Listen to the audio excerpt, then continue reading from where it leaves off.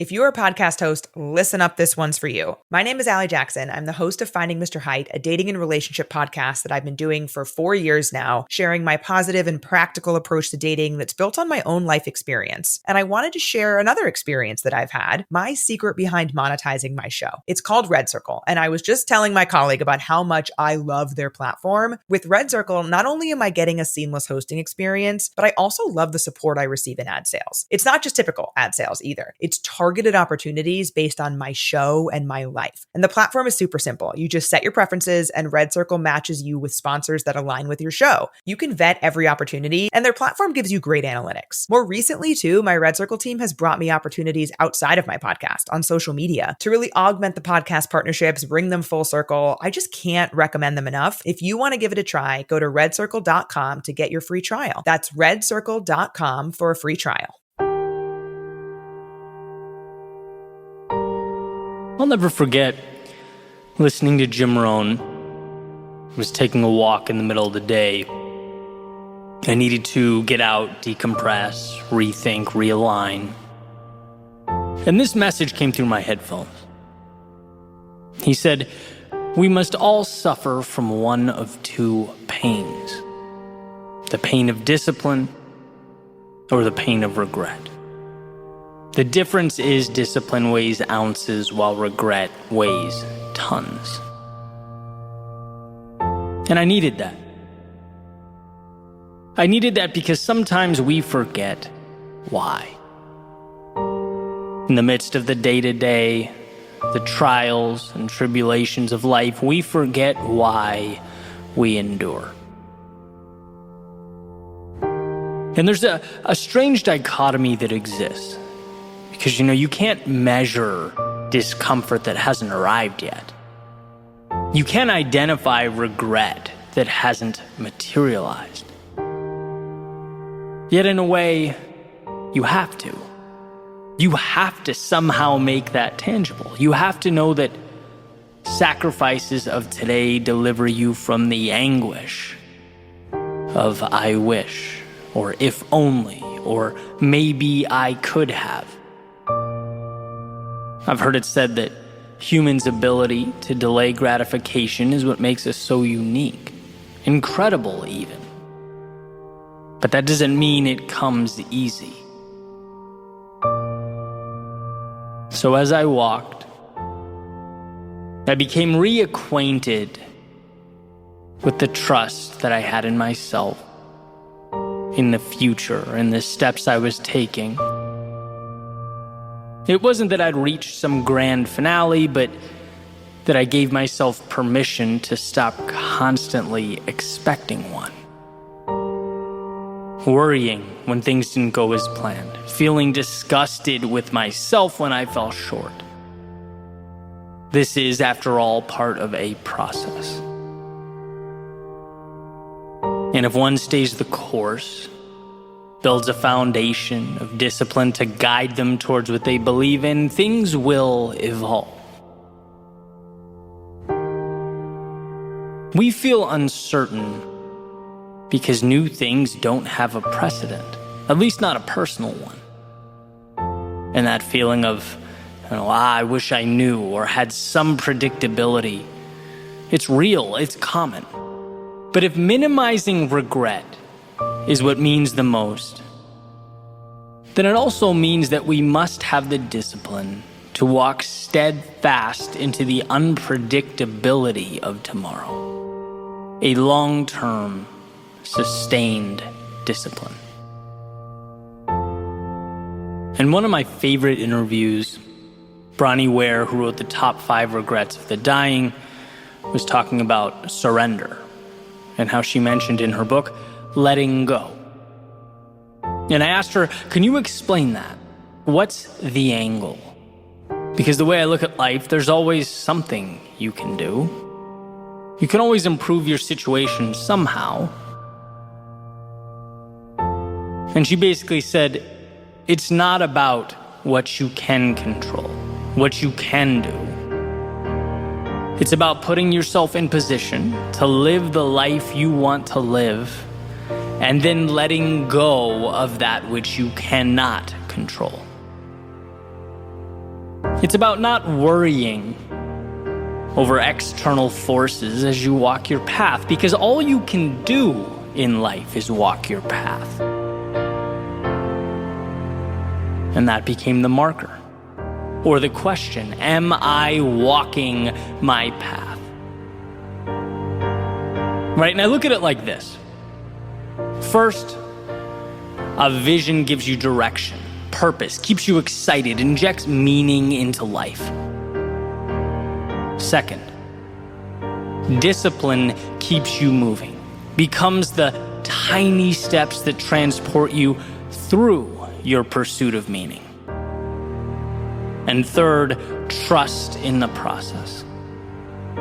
That you are here to give everything you have to give, and then the rest, as Bronnie says, must be surrendered.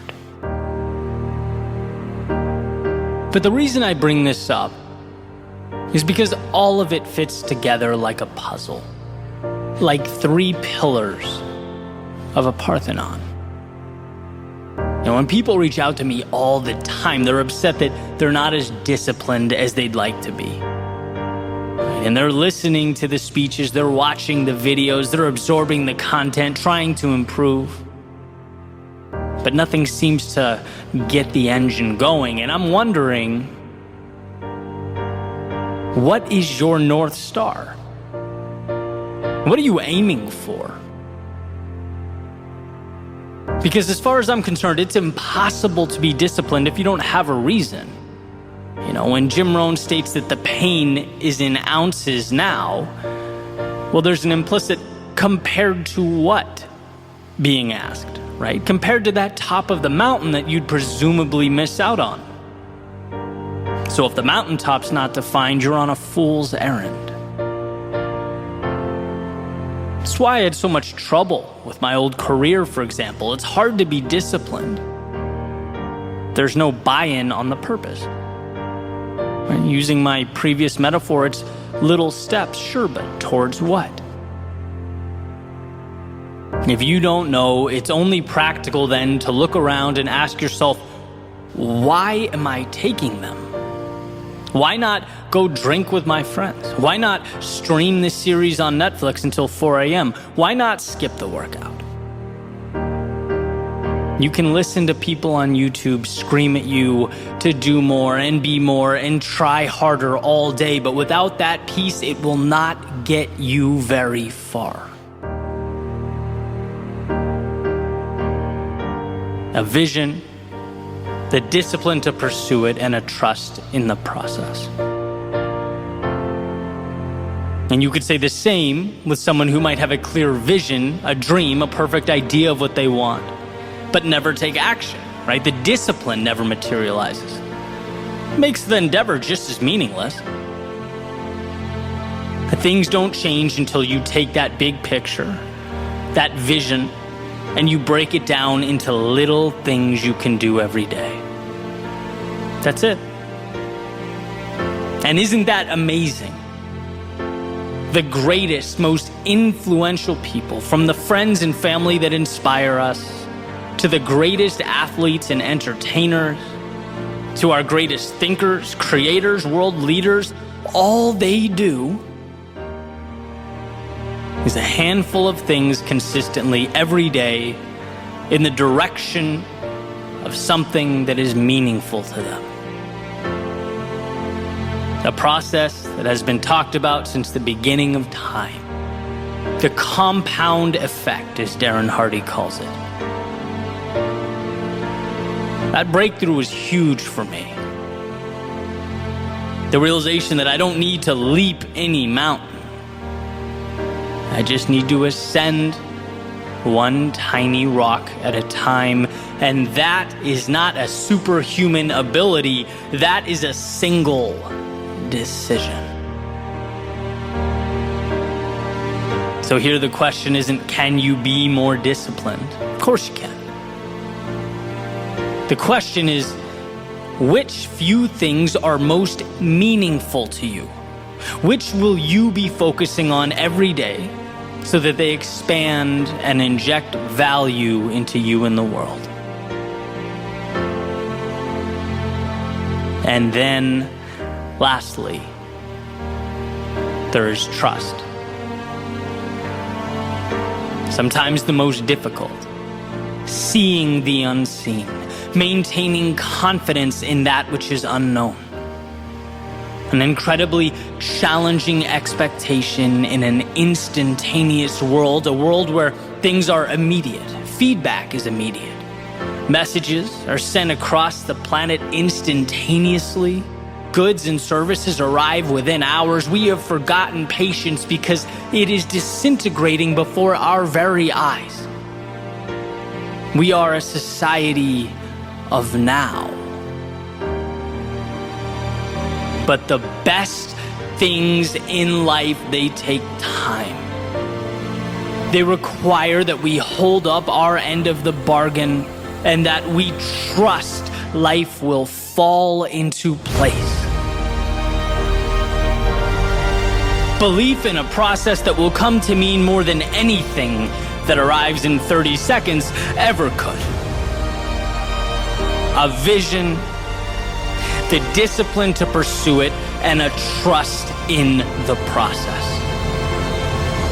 So perhaps you're overdue for your midday walk, your little excursion into the soul, to ask yourself, what is it you are moving towards? Why are you doing what you're doing? Does it mean something? And if not, perhaps some adjustment is in order. Perhaps you've lost sight of that North Star that lights up our lives and illuminates the way. Take solace in the fact that life is not as serious as we make it out to be. We don't live in a world of right and wrong, good and bad, yes and no, but a continuum. An opportunity to seek out and find the beautiful ups and the meaningful downs, to set our sights on the horizons that matter. See, when the little things feel too complex or burdensome, it's because the big things are misaligned. And that is a powerful idea to grasp. It's never that life is too difficult. It's that we have closed our eyes. So don't be fooled by those selling you reality as some problem, some obligation that must be dealt with. No, today is the greatest gift of your lifetime. And the same will be true every day moving forward. And to echo Jim Rohn, absolutely it is a gift comprised of sacrifice, discomfort along the way.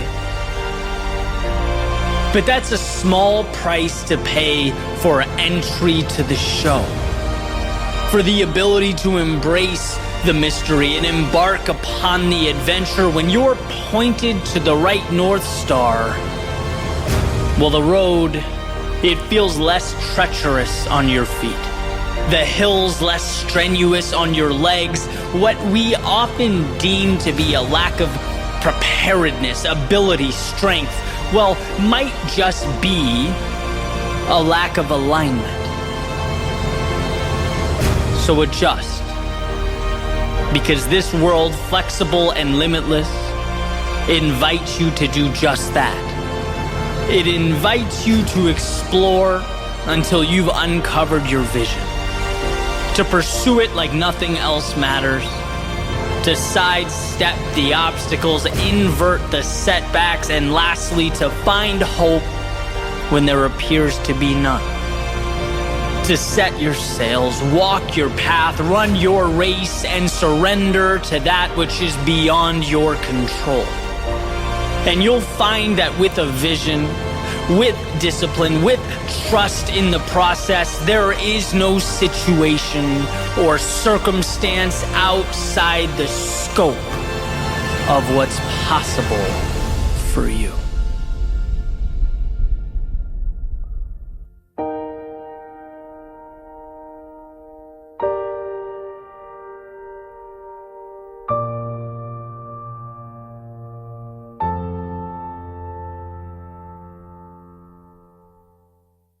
If If you're a podcast host, listen up. This one's for you. My name is Allie Jackson. I'm the host of Finding Mr. Height, a dating and relationship podcast that I've been doing for 4 years now, sharing my positive and practical approach to dating that's built on my own life experience. And I wanted to share another experience that I've had, my secret behind monetizing my show. It's called Red Circle. And I was just telling my colleague about how much I love their platform. With Red Circle, not only am I getting a seamless hosting experience, but I also love the support I receive in ad sales. It's not just typical ad sales either. It's targeted opportunities based on my show and my life. And the platform is super simple. You just set your preferences and Red Circle matches you with sponsors that align with your show. You can vet every opportunity and their platform gives you great analytics. More recently too, my Red Circle team has brought me opportunities outside of my podcast on social media to really augment the podcast partnerships, bring them full circle. I just can't recommend them enough. If you want to give it a try, go to redcircle.com to get your free trial. That's redcircle.com for a free trial.